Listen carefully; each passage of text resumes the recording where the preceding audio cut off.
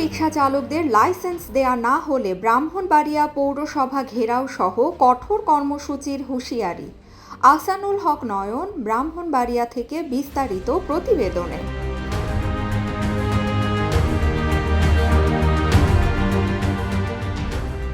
ব্রাহ্মণবাড়িয়ার ব্যাটারি চালিত অটোরিকশার licence syndicate ভেঙে দিয়ে প্রকৃত রিকশা চালকদের লাইসেন্স প্রদানের জোরালো দাবি উঠেছে।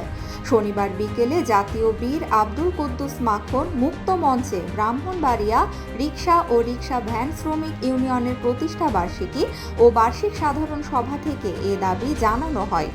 এতে জেলা রিকশা শ্রমিক দলের উপদেষ্টা অ্যাডভোকেট তারেকুর রৌফ এর সভাপতিত্বে বক্তব্য রাখেন জেলা শ্রমিক দলের সাধারণ সম্পাদক মোহাম্মদ মোস্তফা মিয়া, রিকশা কমিটির উপদেষ্টা মোহাম্মদ ইমার হোসেন জয়ন্ত, ব্রাহ্মণবাড়িয়ার রিকশা সংগঠনের সভাপতি রফিক মিয়া, শ্রমিক ইউনিয়নের সাধারণ সম্পাদক মোহাম্মদ শাহিদ মিয়া, সাংগঠনিক সাধারণ সম্পাদক মোহাম্মদ জাকির মিয়া প্রমুখ।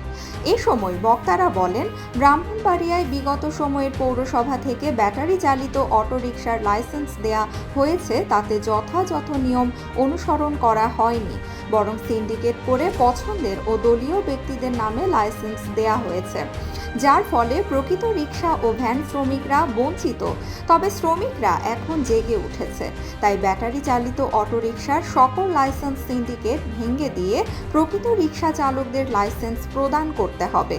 অন্যথায় ব্রাহ্মণবাড়িয়া পৌরসভা ঘেরাও সহ কঠোর আন্দোলনের কর্মসূচির হুঁশিয়ারি দেন বক্তারা।